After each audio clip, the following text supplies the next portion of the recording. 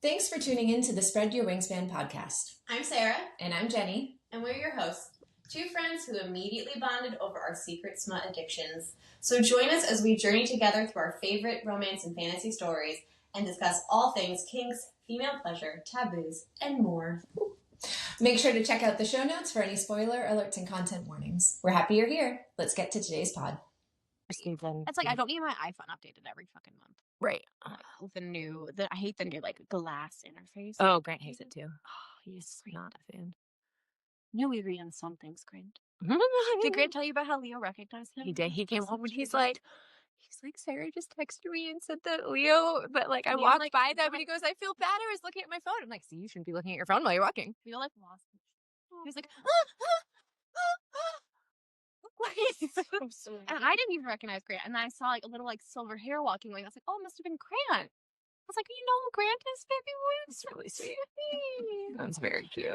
Now, it remains to be seen whether or not Leo assumed Rosie was Well, that's fair. That's fair. We know who the real celebrity is. Always Rosie. But yeah, I thought that was so sweet. Okay. He loves you guys. Well, the feeling is mutual. I know. He's like, I feel bad. I'm like, well, you didn't see him. I'm like, if you did see him and you didn't say anything, then you should feel bad. Okay. Did you ever figure out what happened with our volume, our sound? No, I forgot to investigate it. It wasn't on not bilateral, right? Oh, that sound. Sorry, I thought you meant the microphone when we did our interview. Yeah. No, not the interview. No, this. Is it on the right thing? Gain might be. Got moved? Maybe? Light up. Because is that the right setting? So the gain is, it picks up, if you had the gain all the way up, it would pick up everything. Right? That's ASMR shit, right? Exactly. Yeah. But no, I think. No, it was more I think it was our voices overlapping again. It was cutting out. Oh. All right. Oh, I did fix the audio on that one. Did you re-listen to it? It sounded better when I did it, so I figured it worked. I'm sure I've heard it at least a little. Yeah. This is recording this inane conversation, but that's always mine. Fantastic. All right.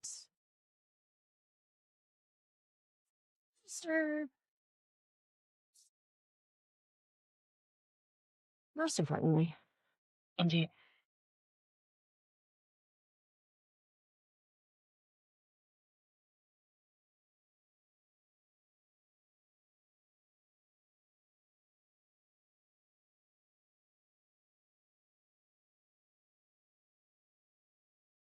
This is why we needed a couple extra minutes, because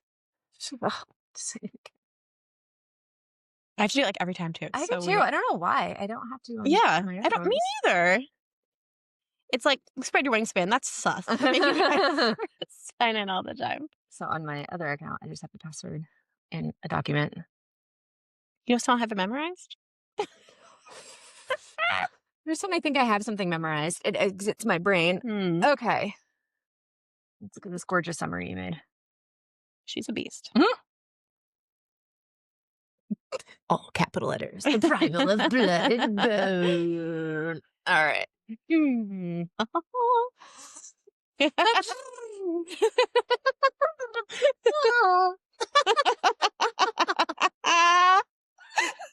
That might be the clip for this week.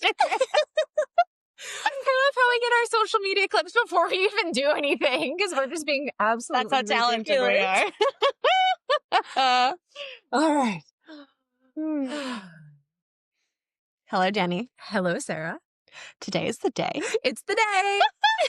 We are finally discussing the Primal of Blood and the Primal of Blood and Bone, Book 6 in the Blood and Ash series by Jennifer L. Armentrout. The supposed to be finale, but now penultimate conclusion. Yes, to the series. We around 7. Yeah, and I totally, after reading this, understand why this book had to be this long and why it has to be split into 2. Yeah. Yeah, this could not have been one book if there's one. No, we would have lost our goddamn minds. Yeah, this ends at the intermission. Yeah, exactly. Yes. It ends on a cliffhanger. It ends on a juicy note where I'm excited to see what happens next. We will get into a lot. I obviously have been scouring the internet, and I now know the reasons why a lot of people, I think maybe 50% of people really disliked this book. I disagree with almost all of those points. Okay, excellent. So spoiler alert, I really loved this book. Yeah, I really loved it too. It was daunting and at times frustrating, but in the end, it was worth it. Totally. Far beyond my expectations. Yes. Yeah, just there's some plot points that I was like, oh, I'd forgotten about that. Okay, we're wrapping that up. And like, oh, I forgot about this. Oh, okay, we're going here. It's rich. It's very rich. It is. Yes. So before I forget, content warnings, deaths of beloved characters, heel turn, blood drinking, and threat of sexual assault. Question. Yes. What's heel turn? Oh, okay. So in wrestling, Yes. there's the face and there's the heel. Okay. The face is like the quote unquote good guy. And we're talking professional wrestling. We're talking about like operatic fake wrestling, Okay. right? Yeah. So there's like your hero, the face, and the heel is your villain. So a heel turn is when a face becomes a heel. Okay. So that's when, and that almost always happens in wrestling at some point. They turn, they change, they swap positions as the career goes on. Yes. So we have a significant heel turn in this book. Okay. Yeah. And that's probably the main point of this book is that heel turn. Yeah. Yeah. Yeah. Very exciting. I love a heel turn. I love when it's well done and I love when it's earned. And I think that's what happened here. Yes. And I'm not when I was younger, I was so precious about characters. Like they were so important to me and it felt like personal, like my heart was being ripped out. And like sometimes that still happens to me with books. But I think honestly, because I have a baby now who I care about more than anything else in the world, like I don't care as much about Castile. That's so interesting. I do because when you were like, I used to be precious about characters, I'm like, used to? Like literally but that long ago. 100% that makes sense. Yeah. Yeah. When something supersedes the level of importance. Yes. Yeah. Like I did not need to take an hours-long walk after this book and remember that I wasn't actually mad at my husband. Like, oh, I forgot about that. Go-to usually. Like, oh, men are just the worst. Like, why am I married to one? Like, why did this guy betray me? And he's a character in a book. No, instead I'm like, wow, yes, of course this happened to Castile. It explains everything. And like, this was the only logical conclusion of his arc, at least so far. Yes. He has been warning us from the beginning that he is a bad man. Yes.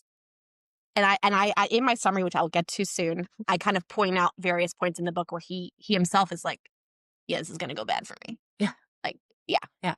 And those are the points when I got really frustrated with him too. Because I was like, can't you just do the thing? Be the one. But right? Obviously that would not have been his true character. Yeah. Yeah. So should I dive in? Yes, please. Let me coffee out. You guys, I am not exaggerating. I kept track of this. This summary took me 6 hours to write. And we love you for it. 6 hours of nap time and evening. It's long. It's 3.5 pages. That is edited down from 4. Well, but hey, you put 1,000 pages into 3.5 pages. Thank you. So that's pretty damn good. So much happens. And there wasn't stuff that I was like, I can just skip that. Right. Because I also was like, I don't know what we're going to be talking about. And it all could be relevant for the next book. Yeah. So I wanted to be thorough. Yeah. And I made the point to you over text. Like we've also covered a lot in previous podcast episodes because we've 5 previous books to this series. Yeah. And then there are relevant things that happen in the 4 books of the prequel series. Yes. So I'm proud of you for whittling it down to 3.5 pages because there's a lot. I feel like this book in particular is the culminate. Like this is the 10th episode we've recorded about this book series and related book series. Yeah. So okay. Well done you is my point. Well, let me know if you feel that way when I'm done. Okay. Okay. All right. Poppy's ascension does not go to plan. Kaz is attacked and apparently killed by a revenant, saved by Poppy via the joining. Amidst the attack, he shifts into a cave cat. Due to the joining, Kaz and Kieran each inherit half of Poppy's powers. Kieran receives Primal of Life powers, and Castile receives those of Death. Together, the 3 are Dominion Primals, the same as the Fates/Ancients. They are the only Dominion that have been created, rather than born from the earth. As Poppy rests, Castile deals with a series of abnormal happenings regarding the Ascended. Many have been drained of blood and killed, but bizarrely the act doesn't turn them into craven. Dead plant life around their houses indicates that Colas has been feeding on the Ascended to replenish his strength and return to corporeal form. During the attack by the Revenant, Poppy was marked with Colus's symbol, allowing the deranged fucker to possess her when she first awakens. We learn that Duke Tierman was being possessed by Colus intermittently, as were others in Poppy's life. Colus drank Poppy's blood and in turn gave her his blood while she was unconscious after the Duke's lessons. This is what allowed Colus to form a bond with Poppy.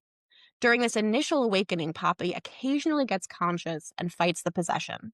She summons Kieran and begs him to put her in the ground, honoring his promise to her. When Castile learns of this promise, the bond between him and Kieran is irreparably harmed, and his anxiety begins to fester about Poppy's ability to trust him. He keeps all of this to himself and refuses to communicate and mend fences with his former best friend.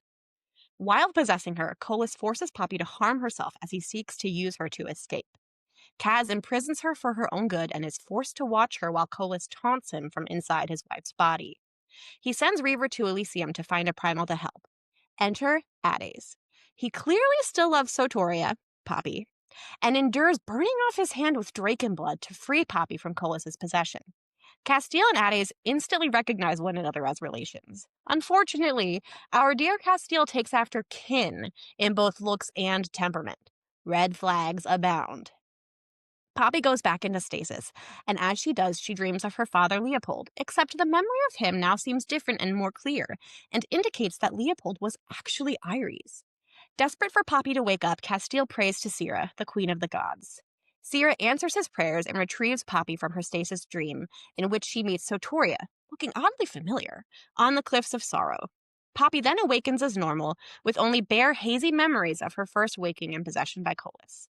Kaz and Poppy are mystified as to why Colus would go so far to possess Poppy. Shortly after waking, Poppy is struck by an intense pain, and on instinct, she shadow walks to another realm, clearly our present-day Earth, where an apocalypse is taking shape as a Dominion Primal awakens and brings ruin to their world. Sara tries to follow Poppy, but is prevented from doing so by the Fates. Holland, the Fate who raised and trained Sara in the Flesh and Fire series, goes to the other realm to prevent Poppy from interfering in the unfolding tragedy. The newly awakened Otherworld Dominion senses Poppy, and they fight, with Poppy barely holding her own. Meanwhile, back in the Blood and Ash realm, Castile is prevented from following Poppy by the Fate Aiden. Aiden tells Kaz that Poppy's ascension has upset the balance of the realms that created a ticking clock on the world's destruction. Meanwhile, Poppy is taken to Mount Lotho in Elysium to recover from her fight with the Dominion.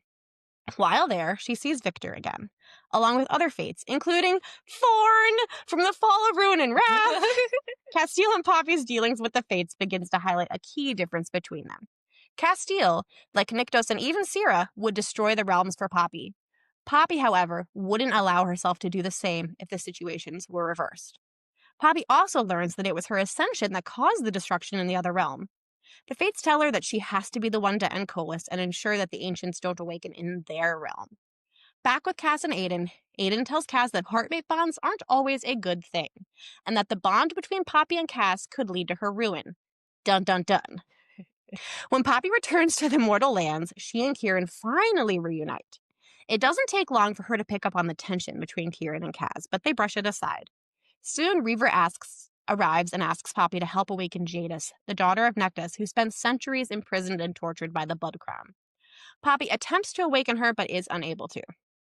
Kieran warns Kaz that he needs to communicate with Poppy about the fight they're having and the cause for Kaz's ill feelings, namely his growing insecurity and how much Poppy trusts him. Kieran warns Kaz that it could destroy all three of them if he isn't honest. Poppy and co head out to find dozens of dead mortals whom Colus compelled to die by suicide, including children, all with smiles frozen on their faces. With her Videntia, foresight, Poppy knows that Colus can use this same compulsion on any mortals, Wolven, the Ascended, and all Revenants except Millicent. This will be important later. Even more horrifying, the dead mortals soon reawaken, not as Craven but as ghouls, reanimated corpses. Colus possesses one of the ghouls to let Poppy know that all of this destruction was a message for her. He calls her Solis, which in Flesh and Fire we will learn means my soul. That night, while Poppy and Kaz are sleeping, Poppy sleepwalks to the window to stare at the cliffs of sorrow. Not weird at all. The next day, Poppy and Co meet up with their council, including the mortal leaders of the Dissenters, one of whom is a beautiful woman named Helenia, who seems to be interested in Kieran. During this meeting, they finally tell everyone about Colas. Poppy determines that they should approach fighting Colas like Colas himself, irrationally.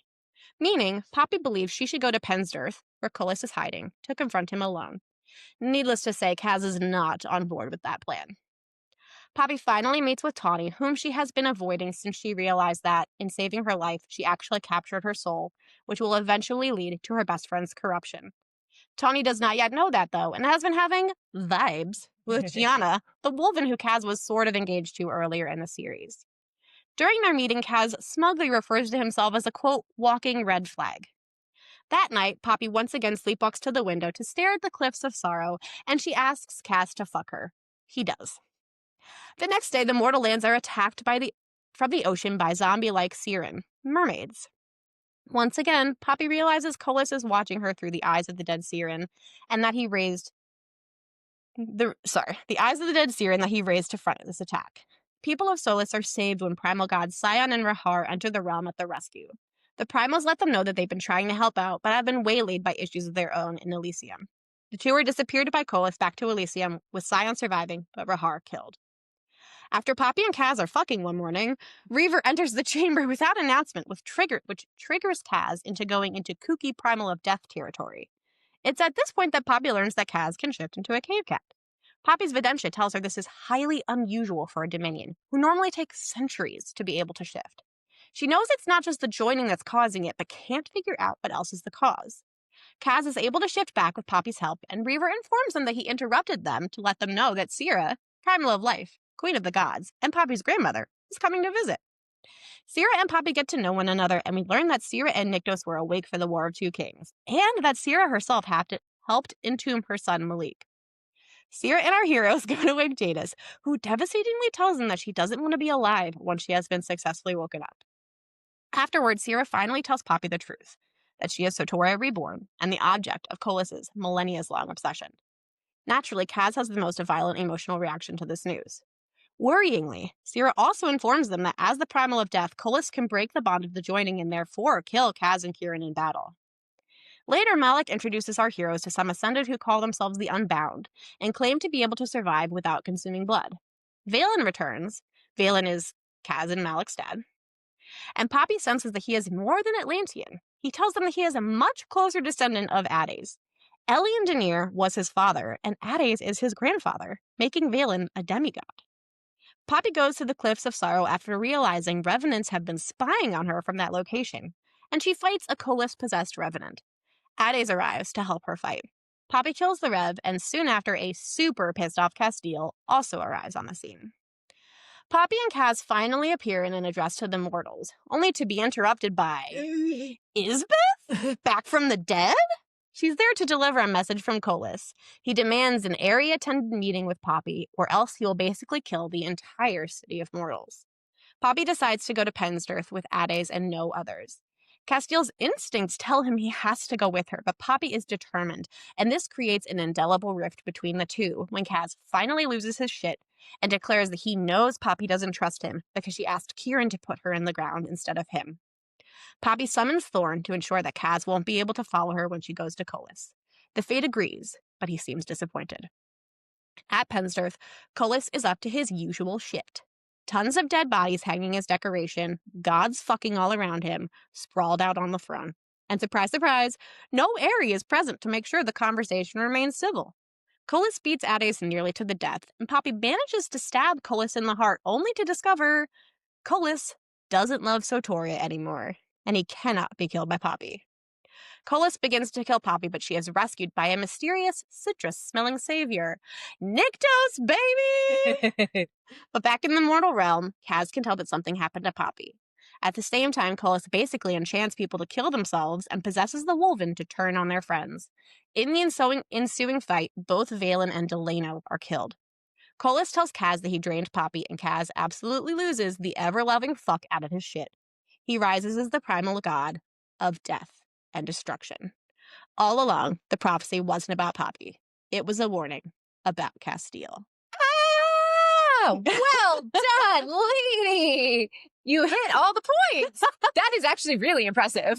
That's really impressive. I am honoring the 6 hours it took to write that, but you hit literally all the points. Oh my God, thank you High so five. much. Good Thank job. you so much. Good job. Holy fucking crap. Dude. Can we start with the ending? Yes. Okay, so I finished this book this morning and also crazy impressed. I finished this literally in 7 days. It's a big ass book. Insane. It's a crazy How book. many hours a day were you listening? Well, so it's interesting because I did this as a tandem audio and ebook because it was the only way I was going to get through it, which as much as I hate Amazon, I do buy books on Audible and I do appreciate that you can do, I think it's called Whisper Sync, where you can just flip between the audio. Yeah, it's seamless. Well, it's not seamless because small tangent, doing it in the Kindle app on your phone, I kept going back pages. And I have to figure out the mechanics of the switch because I would like tap a page because it will highlight the text as it's audio out loud. But then if you tap the page, it flips you back. So I like reread a bunch of this book because I was like, wait, I already listened to this. I'm like, oh, I went back 30 pages. Yeah. And like, there is so much confusing shit that happens. It would be so easy to be like, oh, maybe they're just repeating that point. Exactly. Yeah. So that was the only way I was going to get through this book in time, but I did it. And amazing. So you told me you went on a little vacation before this, and you told me you were going to start it, and I was like, oh, good, she'll have like 2 weeks to read that didn't this. happen. And then she tells me, she's like, okay, I'm starting it on the flight home, and I was like, Jennifer. But I said, I will finish it by Saturday. I will finish it. And I was like, I will finish the outline. Yeah, a week ago, I was on vacation with my husband and I was like, I wanted vacation reads and not like have to be retaining this for podcasts. Absolutely. So I decided not to read it, but it would have been easier on myself. It would have been smarter to start sooner. But that's great. I did it. It all worked out.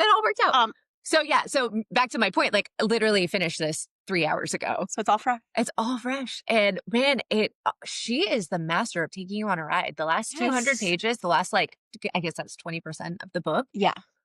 You're just like, oh my God. So starting with Isbeth showing up. Yes. And we know like she was obliterated. She was like utterly destroyed. Ash. Yes. She was dust. Yeah.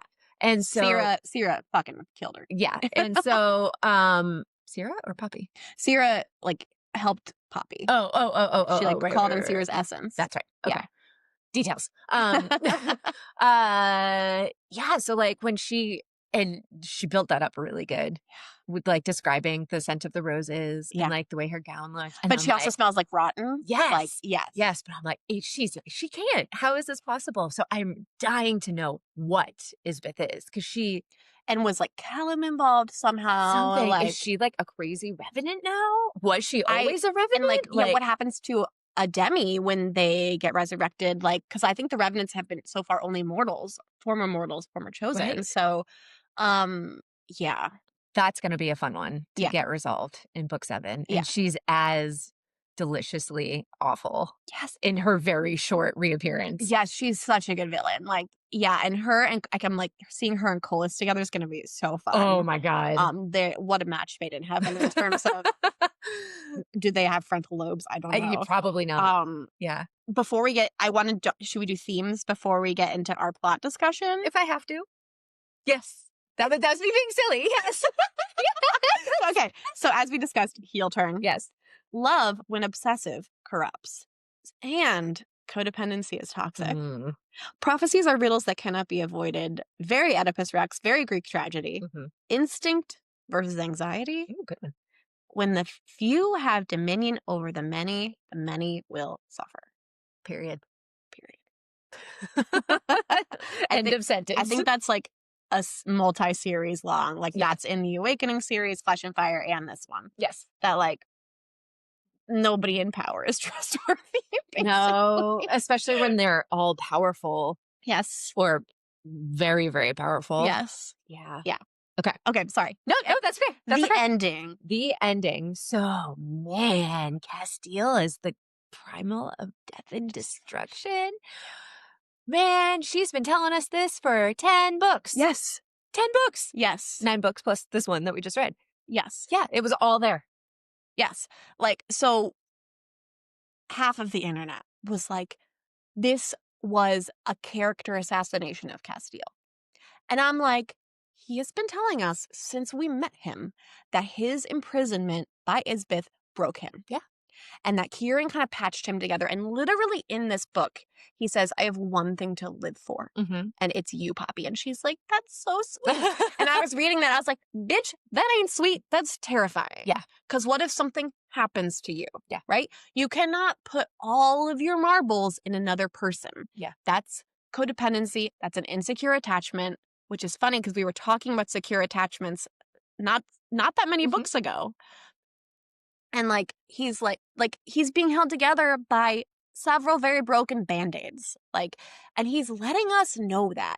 And this motherfucker punched his fist into the heart of an ally in book 2 of this series and ripped out his heart because the guy was mean to Poppy. Like he and at one point in talking about the series, I was like, I miss that. Like, where is crazy bad Castile? Where has he gone? Hawk. Where's Hawk? Where's Hawk? Right? Oh, he's here, guys. He's here. Babies, he didn't go away. Now he's covered in ravens. Like, I know. Oh my God, the ravens are hilarious. Oh my God. And him, I'm picturing him like his hair all emo with like an askew crown, like lounging in the throne, covered in ravens. Slightly Colas-like. He's extremely Colas-like.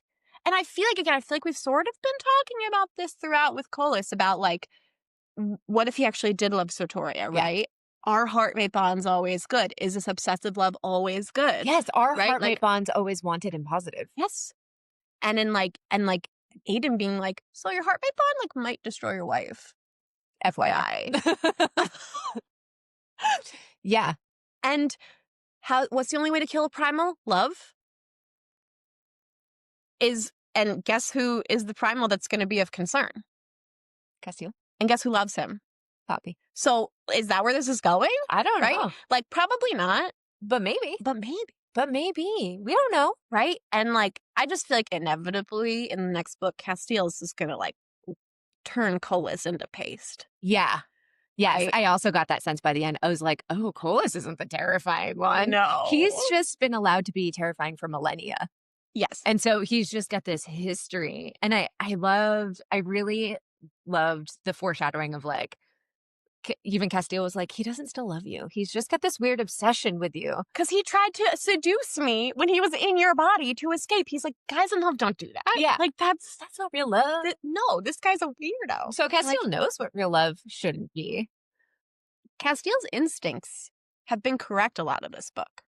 But his instincts with his interpersonal relationships have been wrong. Yeah. So like he's been right about Colas, but he was wrong about Kieran and Poppy. That led Poppy and Kieran to not trust him with his decisions. But Kaz was right. Like, and Thorne indicates that. Thorne indicates with his disappointment that Kaz should have gone with Poppy because Kaz is capable of taking on Colas. Yeah. And like, again, like instinct versus anxiety is like, yes, right? So if he had only just been honest about his feelings from the beginning, they would, of course, trusted his opinion. Yes. Yeah. Oh my God. There's so much to talk about. There's so much to talk about. I like don't even know where to start. Okay. No, wait. I do. Hold on. I wrote wrong one. Not that one. Here. You know? My notes. So I wrote like very one line, just the things that I was delighted by. So maybe I'll start here. So, okay. Starting back at the beginning, Poppy being obsessed, being possessed by Colas, that was so fun to read. Yes. She was unhinged. Colas was unhinged. There was like, it was like scratching her own face. Yeah, I didn't know how they were going to stop her. Yeah. It was crazy. That was really, really fun. Some of this ended up getting resolved. Okay. My one nitpicky thing about this book. Yeah. My one nitpicky thing. Chapter 11, retelling the whole story of Colas's possession of Poppy to Castile was redundant and unnecessary. Oh, to Poppy, you mean? Yeah, when Poppy wakes up and is telling Castile, like, we already knew what happened. Yes. It was so unnecessary. Totally. It was like completely unnecessary chapter. Yeah. That was my one nitpicky thing about it. But oh, no, wait. Nope, there's two. But it resolved. When we went to New York City, I was like, don't do a Crescent City on me. Right. I put the book down. I was like, because you had said, like, some people don't like this book. And I think I said, like, are we in a Crescent City situation? Right. And you were like, maybe, but you hadn't read it. Yeah. At that point. And so I was like, are we doing a weird, like, timeline situation? I was like, no, I don't want it. But then, like, that's just, she gets a glimpse of how her actions and choices literally destroyed a world, which happened to be our world. Like Yes. this one, it was New York City. Yeah, it was the it Statue was- of Liberty. It was the monster thing. She had no idea what iPhones were. Yeah, and somebody says, "Are you a superhero?" And she's like, "Superhero," which she says with her like crazy primal voice. Superhero. Yeah. So that almost pulled me out of it, but I'm glad that was It was so short. Yeah. It was so short, and then but after I'm still thinking like, was that entirely necessary? Here's why I think that happened. Okay. I think that is for people like you who have not read The Fall of Ruin and Wrath. Okay.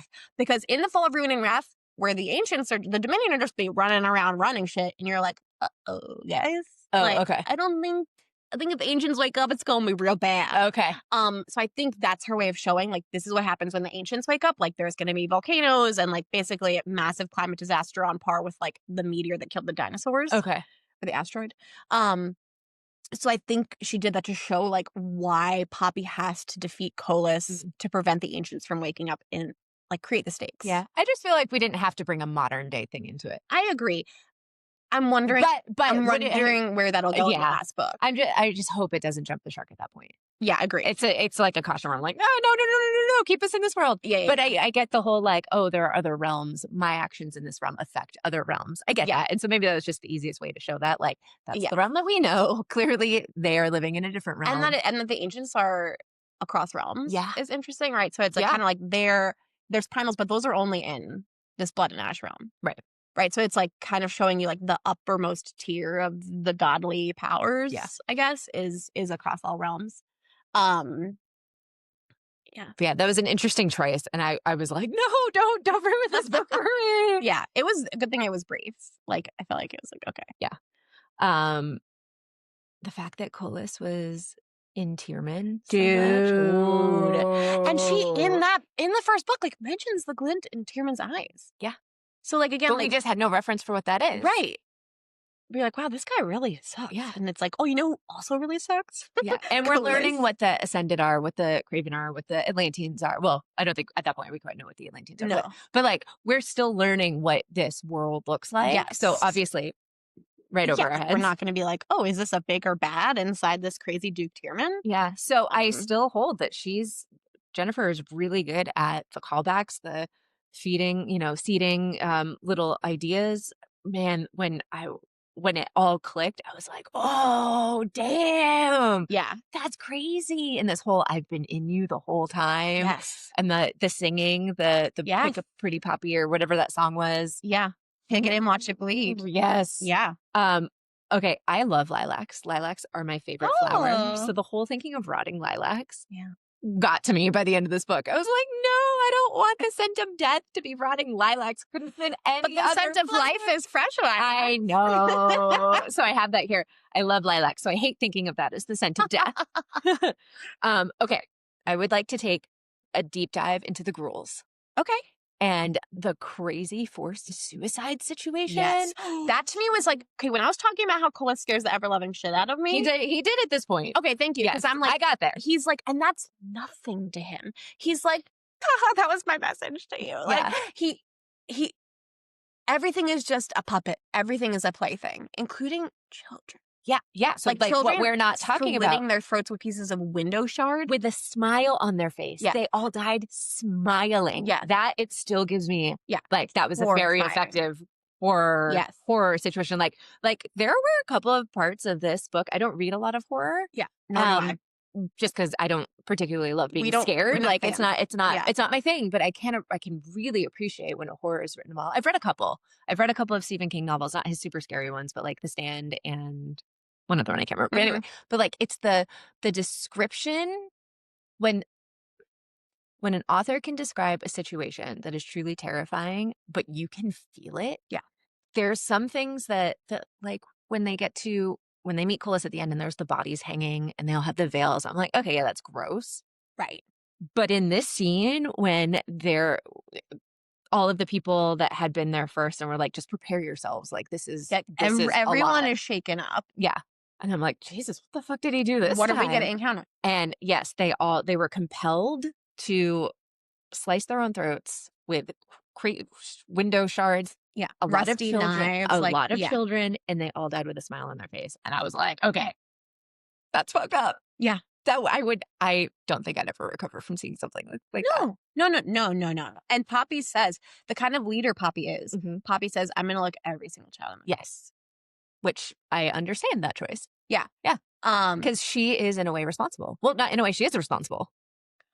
Whether it's her faults, it's not her. responsible. I know, but she can't not separate the fact that her actions and decisions Yes. led to this happening. Yeah, and she realizes that her kind of like Sotoria addled brain asking Kaz to fuck her in the window, all the people that are killed by the ocean attack after that, she Yeah. realizes Colas did that in retribution Mhm. to her getting fucked in front of his like revenant eyes. Ugh. So like they've been playing a chess game, these two, her soul, but the thing is she doesn't remember hundreds of her previous moves, and he does. Yeah. So Colas massively has the upper hand on her. In the end, where he's like, I don't love you anymore, I was like, like I was really shocked by that. Because like for thousands of years he was like, before he got entombed, that still was millennias. Yeah. Right? Like between him meeting her dying, her coming back, like her dying again, like Sara having her soul in him, like he maintained his love for her, quote unquote. We don't know what that actually, the whole time. Mhm. And so Poppy's soul being inside Sara while Sara entombed him, I guess was enough. And then thousands of years of being entombed, of being like, wait a minute, never mind. Like that still is shocking to me, even though it also makes sense. Yeah. Yeah, and he basically baited her by making her think. He basically played Sara again. Yeah. And he made Sara and Co. think that he was doing these things because he still loved Poppy and Sotoria. Yep. So he could bait her into coming, thinking she could kill him. Yeah. And then he would kill her because he's not weak anymore. Right. Like, that's so Colas. Yeah, because it's fun for him and he is unhinged. And he's down to play a really long game. Yeah. Like, that's, again, part of the reason he scares me is he's patient. Yeah. You know what I mean? Versus Isbeth is not. Like, Isbeth is more, like, impatient, chaotic. Like, yeah, you can force her hand a bit more. Like, you can't force Colas's hand. Colas is forcing your hand. Yeah. So then I'm, like, really curious to see what evil Castiel's gonna do. Because I feel like he's on the more Isbeth level of, like, what's this fucker gonna do? And poor fucking Kieran.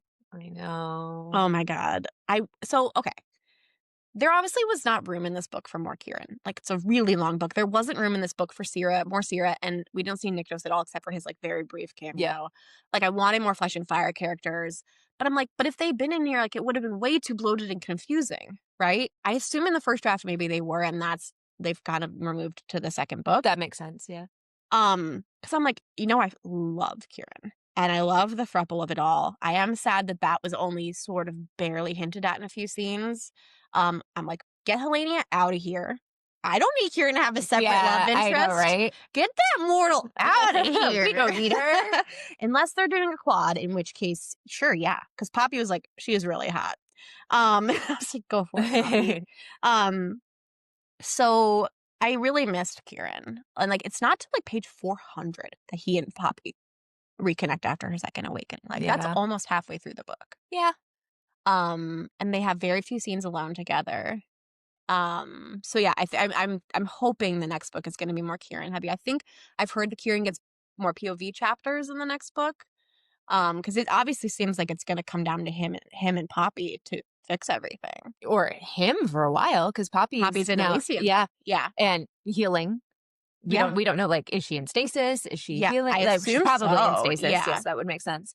So I think probably Kieran's gonna have to carry this for a while. Yeah, and like Addis is there watching over Kaz. Like, I'm really excited to see what Addis has to do, and he clearly cares for Kaz, even though they like really hate. Yeah, is great grandson, but like Kaz really hates Addis, and like Addis he reminds him a lot of Kin, and Addis had to kill Kin, his brother, and like it's a lot of family drama. Yeah, it's like a soap opera. Yeah. Yeah. Oh, we skipped over the forced suicides turning into the ghouls, though. Right. So they're basically, we've always talked about like the Craven as being zombies, but the ghouls are like actual zombies. Yeah. Yeah, you have to kill their brains to kill them.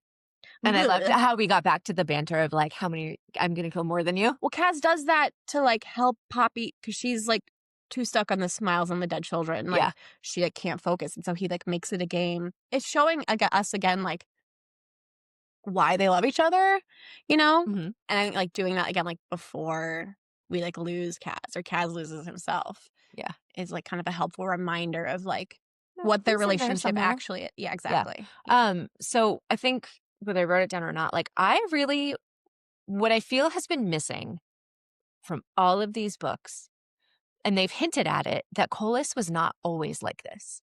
I want to know that story. Mm-hmm. I want to know that story of who he was before. Yeah. Because I think they've hinted at it enough in the prequel series. Yeah. That like he loved his brother. He didn't like, and he really struggled being the primal of death because he loved mortals. Yeah. And mortals were terrified of him. So I hope we get some of that story at some point. I don't know where she's going to fit it really in, cool. but like I really left wanting that. I feel like that's a big missing piece of this book. Yeah. Well, and I think a whole part of the like, what does it mean to be the primal of death and who is suited to that is a really interesting question because these powers get split and Kaz is like, yep, I got the death ones. And Poppy's like, are you okay with being the primal death? And he's like, yeah. And meanwhile, Nyktos is kind of like, yeah, I'm also okay with it. But Nyktos is like, with great power comes great responsibility. Yes. Like he takes it so seriously. And he has always isolated himself almost in preparation to prevent himself from having Colas's heartbreak. Because Colas's heartbreak was like, he loved mortals and cared for them. And the primal death should care for mortals. Yes. Like, because it's his job to determine, like, who goes where, right? Who like, goes to the abyss? Who doesn't? Yeah. And, like, just slowly over time, just, like, that heartbreak of, like, these people are terrified of me and hate me and love my brother, like, destroyed him, right? And then add Authorial to this situation. Yeah. You get what you get. So Kaz, like, fully embracing that it's an evil thing to be the primal of death versus, like, we see with Nyktos that, like, that's not how it should be, right? Like, primal of death and primal of life should be equally good. Yeah. Right? It's balanced. Balanced. It's not supposed to be this one's a good guy, one's a bad guy split. It's just one's the steward of life and one's the steward of death. Yes, and they go hand in hand. Yeah. So, like, the primal god of death and destruction and the ancients being ruin and wrath is their whole thing, right? It's like he seems to be arising as like the worst of the ancients almost. Like he is like a final ending, right? Which is basically what the prophecy is. Yeah. The end of all ends. Exactly. Yeah. Like the death of everything. Which is pretty interesting. It is. It is. We've like closed a bunch of doors and opened a bunch of doors. Yeah. Oh, I have in my notes. Oh my God, the banter between Reaver and Castile about his dick after Kaz ships back from Cape Cat. Well, he's still semi-hard. Hilarious. I love how Poppy's like, you still have a boner. Yeah. He's like, yeah, what of it? And how Reaver's just always naked.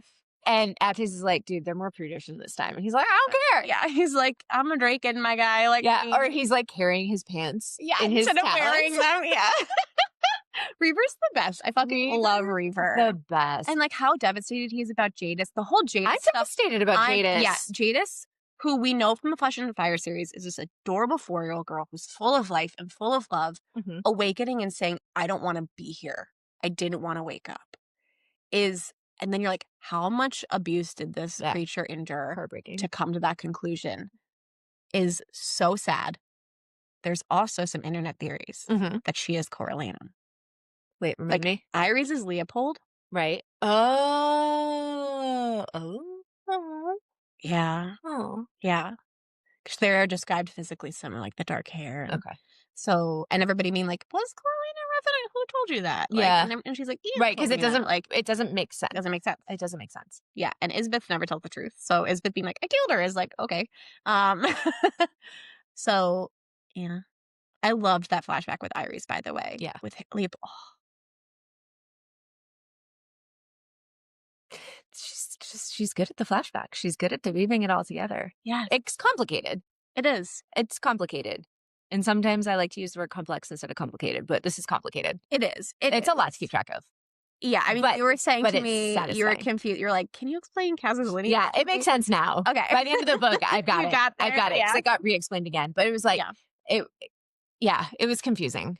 Yeah, and it's implied that Kin's children were killed by Colas and not Ades. Because like in the Flesh and Fire series, Ades is like, well, I know the cost of like going against Colas, Right. and it's implied that his kids were murdered, but they weren't because his kids turned into the Elian. That's Elian Denier, right? So, and that like Ades fucked with his bloodline, and like because the Fates didn't want him to, and it's like, guess what his bloodline turned into? Yeah. Castile, a descendant of the primal god of war, then getting the primal god of death's powers isn't great. Yeah. It's like, and the fact that he takes after Kin and not Ades, Kin sucked. Kin sucks. Yeah, Kin. I'm remembering now how annoying Kin was. Yes, That was satisfying. Kin is a rapist and a murderer. Fratricide? Fratricide? Yeah, fratricide. Yeah. Fratricide. Yeah. It was satisfying. It was. Yeah. Poor Ades. Like, poor guy. Yeah. Okay. Okay, one thing we're forgetting to mention is the Unbound. Yes. And that Ian was unbound. And that Millicent, like, created the Unbound. Yes. So the Unbound are the Atlantean. They're Ascended. No, Ascended. The Ascended who go through some sort of, like, withdrawal period so that they stop needing to drink mortal blood. Like, it's possible. Yeah. And I feel like it's implied that they drink animal blood a la Twilight. Yes, they do. But what's implied? That's what they say. Okay, I couldn't remember. And that they basically, because like everyone's been saying, like, okay, all the Ascended are evil because if they're down with this, like even if they didn't want to be changed, they became Ascended. Yeah. And these Ascended are like, well, once we realized what the right was and what happened to the third sons and daughters, because they saw the temple where the third sons and daughters were destroyed to feed Colas, they were like, well, we didn't want to be part of that. Yeah, it provides, obviously, again, I think it's an interesting part of the series is like the gray area between good and bad, right? And that Poppy was right about Ian.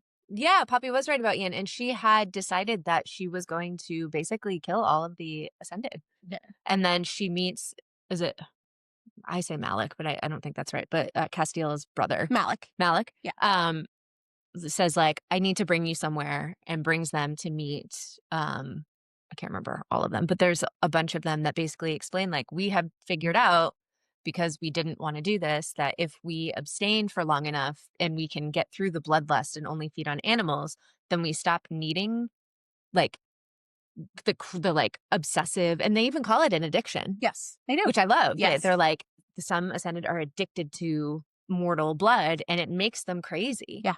They're like drug addled, always seeking their next fix, and they're insane. And the other part of this that I thought was really interesting is that if the ones who want to become unbound can't do it and they become bloodlust, they meet the sun. They choose to meet the sun instead of continuing to live with that addiction. And I was like, whoa. And who was it that it was somebody's Helenia. Helenia's sister Yeah. couldn't do it and she chose to meet the sun. Yeah. And they think of that as an honorable way to. Yeah, which I agree. Yeah.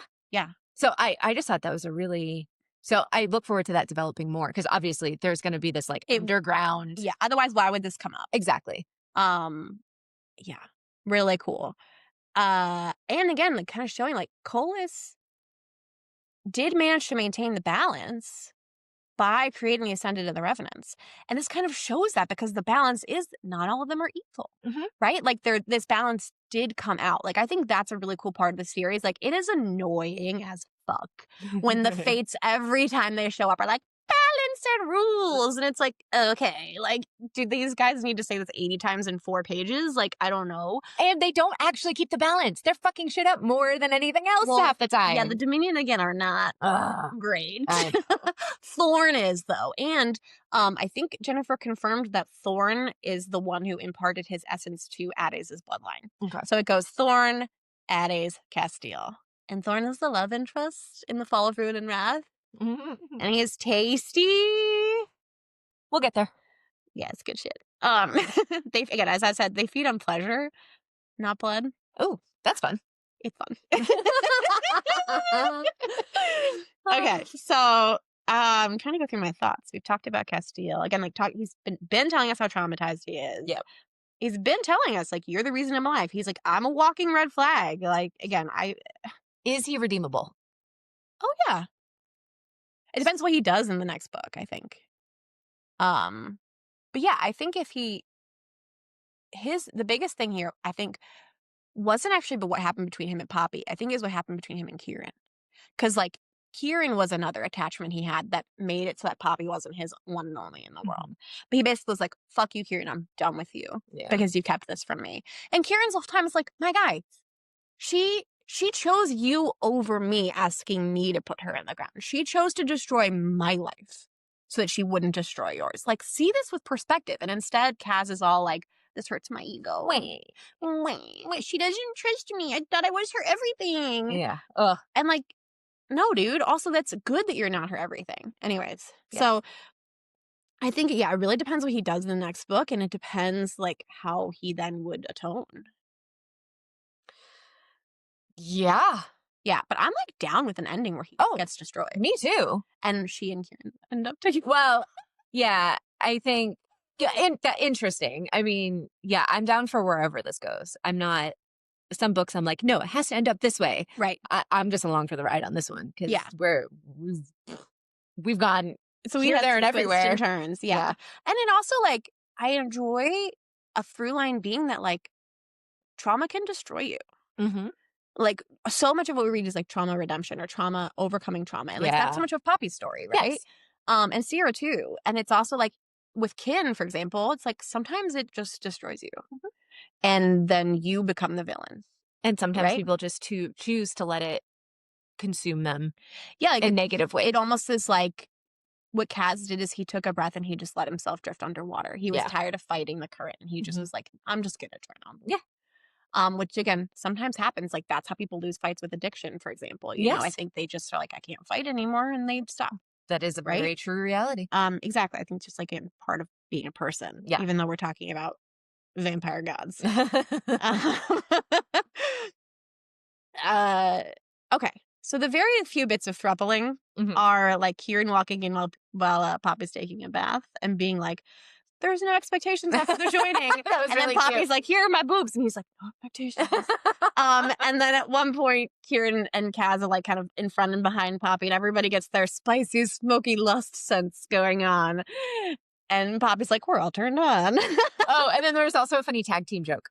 Yeah. When they're ganging up on her. Yeah. And she's like, I hate when you guys tag team me. And the boys are like, like, do you hate it? She's like, oh, that's not what I meant. It's like, didn't you? Delano dying? I can't. We might just have to not talk about it. Yeah, because he's like probably my favorite. I will seriously cry. Yeah.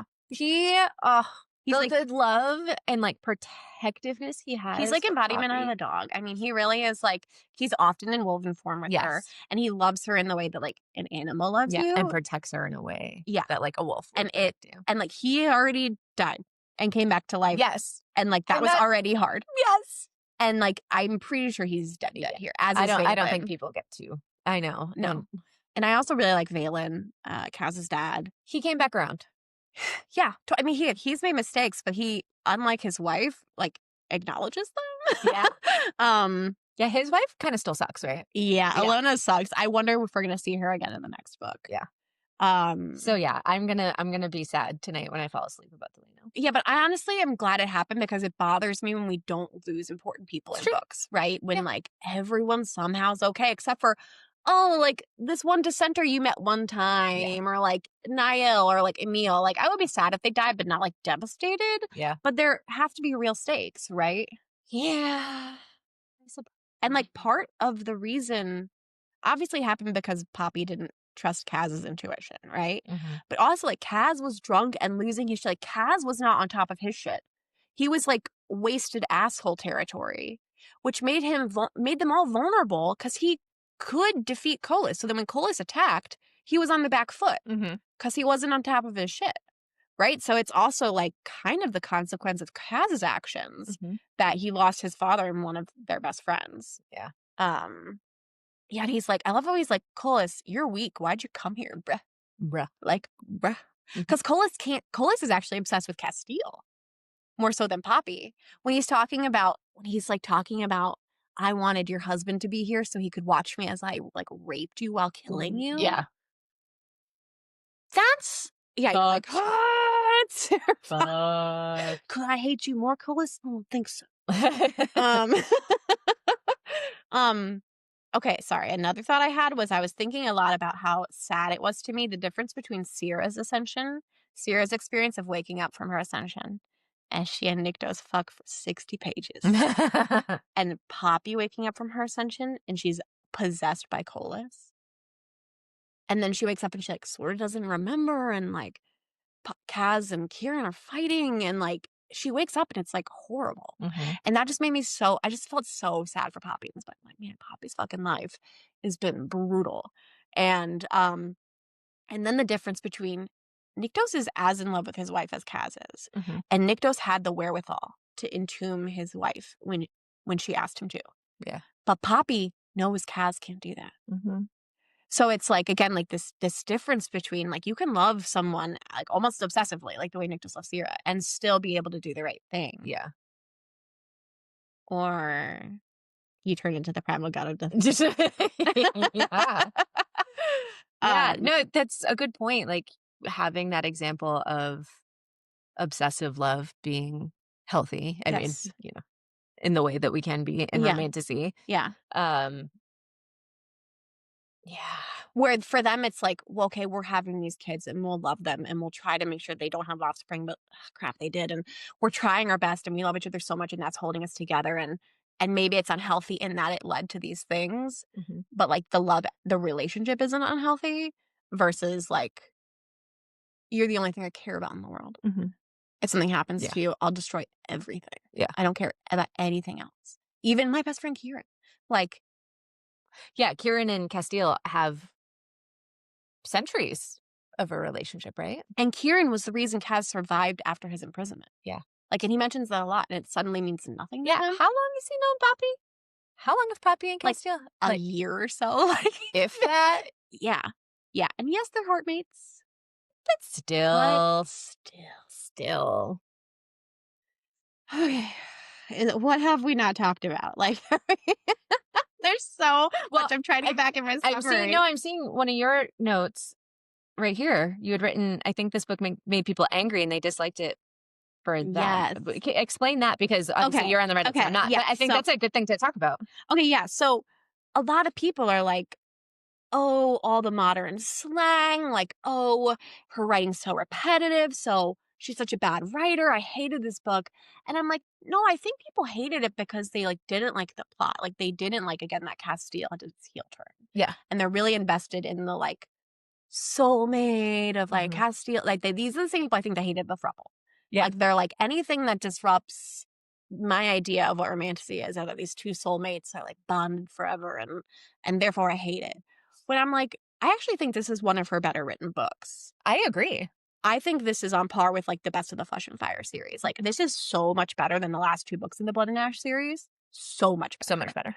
She isn't saying lasagna casserole bullshit. Like there's a few modern things, but I was like, it was like a couple here and there. Yeah. That never bothered me, but I can see how people don't like that. Right. But it was like way reduced. Yeah. The dialogue was really believable and good. The descriptions of action, like I just thought that was really well written. Yeah. So I'm like, I don't think that's not a legitimate critique of this book. Unless you're like critiquing her writing whole cloth. Yeah. Which like, okay, she's not for you. That's fine. But if you're a fan of some of her writing and you're saying that this one is the worst written, I'm like, what book were you reading? Yeah.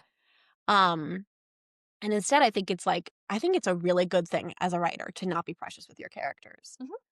Like to be willing to be like, I created this like love interest who I also care deeply about. And I care enough about him that I'm going to be honest about what would happen to him if certain events were to occur, you know, rather than if this had been, this wouldn't be, what would this series be if this hadn't been what happened to Kaz? Right. It wouldn't be very interesting. No, like what would have happened in this book? Yeah. Where else? Colas continues to be crazy and evil and scary and we just keep fighting Colas? Or Poppy just kills Colas and that's the end? Yeah. Yes, that would have been pretty unsatisfying actually because it's not, that's Sotoria's story. Yeah. That's not Poppy's story. Right. Yes. Which they make a point to say. They're like, you have her soul, but you're a different person with a different life. Yes. And so, like, it would have been a satisfying conclusion for Sotoria to kill Colas. Mm-hmm. But he means nothing to Poppy. Right. And Poppy just learned about him. She means nothing to him anymore. Yeah. So, yeah, I think that would have been pretty, like, a limp, like a balloon kind of deflating with a fart sound kind of ending. You know what I mean? Yes. Like, yeah. Versus this is going to be like I feel like I'm going to be, like, clenching my fists reading the next book. Yeah. You know? And as I said before we recorded, I'm like, this is very Xaden Violet arc. Like, right? Like, which reminded me of Vampire Academy. So, like, this is a thing that happens in Romantasy too, like that the love interest becomes the main villain. Yeah. Like, come on, guys. Morally gray main male character. Why do we love a shadow daddy? For the potential that they could be the primal god of death and destruction. Yes, exactly. Like, moral gray only exists when there's black in there, you guys. Like, it's not just like funsies kink stuff sometimes. Like, it's... We have enough stories with the white hats. Yes. And, like, come on, like, those of us who grew up being like, oh, Spike and Buffy, right? Like, come on, like, I loved the Green Ranger before he was the White Ranger, when he was the bad guy. And I was like, he and the Pink Ranger should get it on. Like, fucking the bad guy is, like, a part of things, you guys. Like, and, it's juicy. It's tasty. I'm along for the ride. I don't know where it's going. I love when I don't know where it's going. I have ideas. Yeah, I just think how exciting to be kept on our toes in this way. Yeah. It's why we read these books. Yeah. So I think we covered where we think it's going. The possibilities.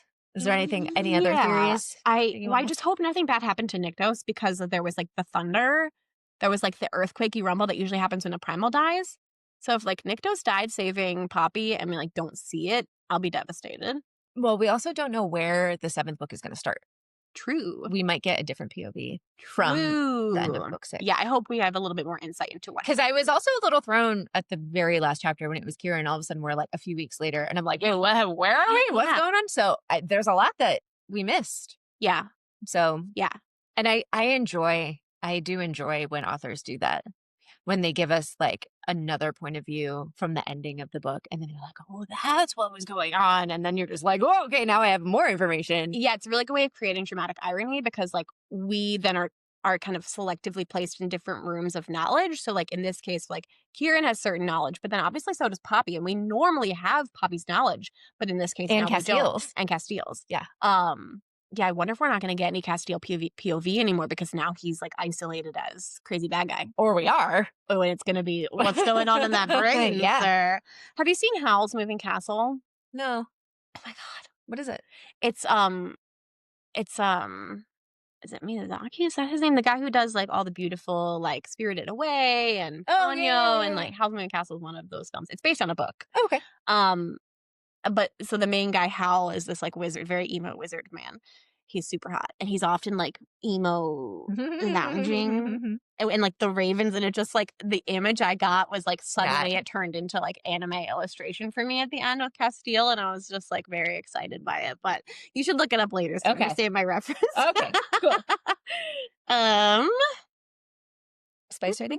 Spice rating pretty low. I would say the hottest sex scene was the one by the window, where Poppy wasn't even, like, totally herself. Yeah. But it's kind of all brushed off. It's like, that was okay, though.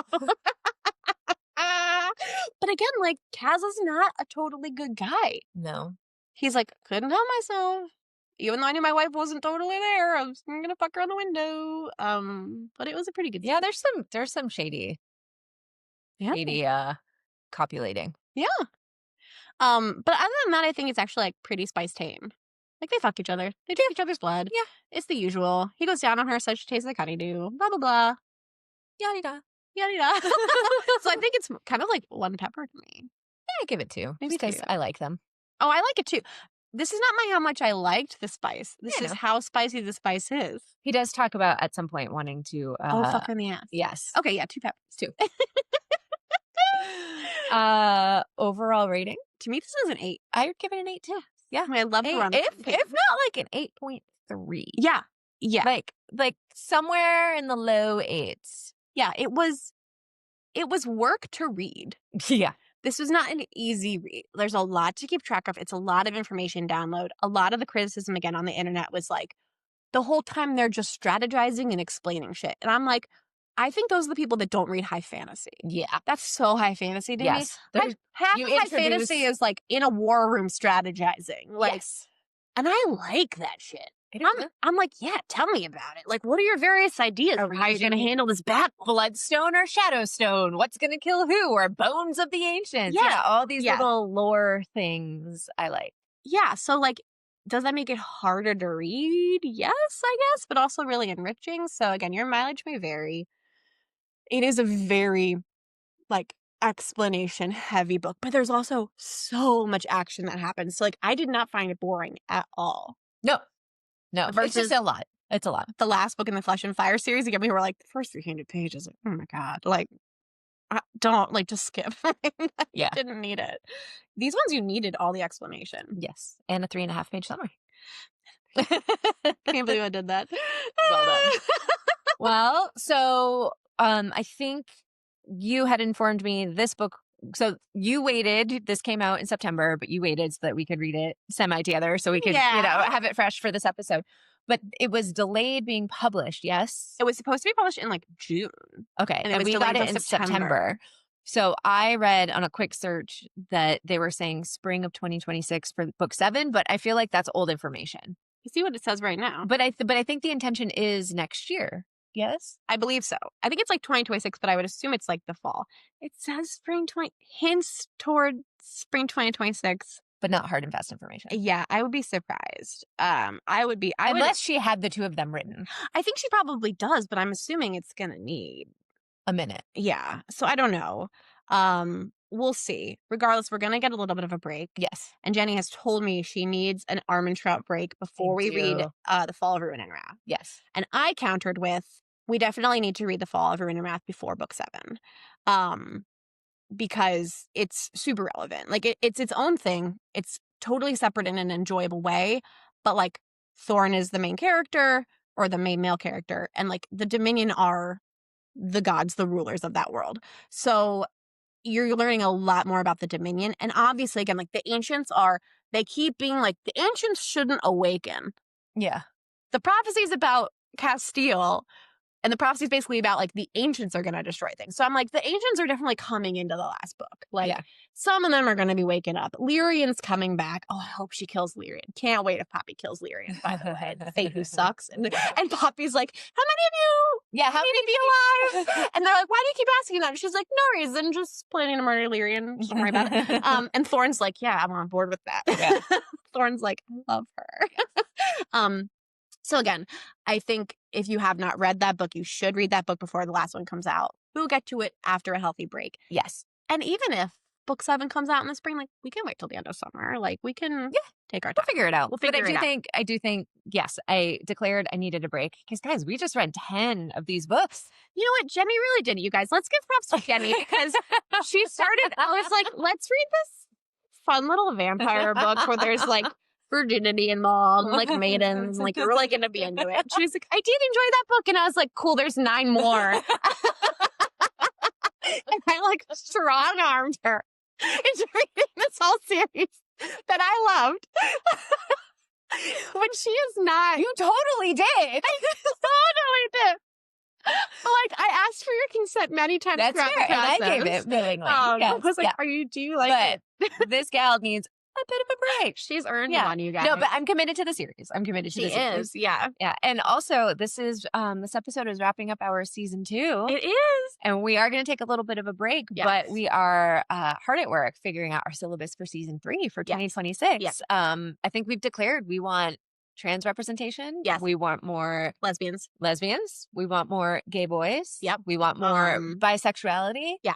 We want more things that we have never read, I think is the theme for me for season 3. Like, yeah, there's going to be maybe one book next season that I have read and we'll be rereading. Quicksilver, right? Quicksilver. Yeah. Because we want to do Brimstone. Right. And Quicksilver's just so fucking fun. You're gonna love it. And by the way, Katie, if you're listening, have you read Quicksilver yet? Because you're gonna fucking die. You're gonna love the shit out of that book. So anyways, that'll be exciting. But for the most part, it's going to be us reading like this book. This was new for both of us. Yes. So it'll be slightly different flavor. Yeah. We got to see what tropes we haven't hit yet, what kinks maybe we haven't hit yet. Yeah. And maybe just some subject matter that we haven't gone into yet. Yeah. And again, we would love more interviews with authors. Yeah. So authors of the world, please reach out to us. We might be reaching out to you. Yes. We shall see. If you haven't listened yet, please check out our interview with J.M. Fry. That was such a fun conversation. It was super duper fun. Yeah, gosh, anything else we need to say about season 2? What a ride. I know. How about a high five? We 2 did seasons, it. baby. We did it. No. Yeah, no, I'm just excited to keep going. These Yeah. conversations are great. I think that there's just so much opportunity for talking about how romance and romantasy are important stories, why they're important, why we love them, what we get out of them. Yeah. They can be intellectual. They can make us think. They can titillate us. Thanks for listening to this episode of the Spread Your Wingspan podcast. We would love to hear what you think about our topics today. Be sure to connect with us on Instagram and subscribe to our YouTube channel. You can find us on both with the handle @Spread Your Wingspan, and all of the links and more fun stuff are found on our website, spreadyourwingspan.com. And if you have a book or author you want us to check out, send us an email at hello@spreadyourwingspan.com to tell us. We hope you tune into the next episode.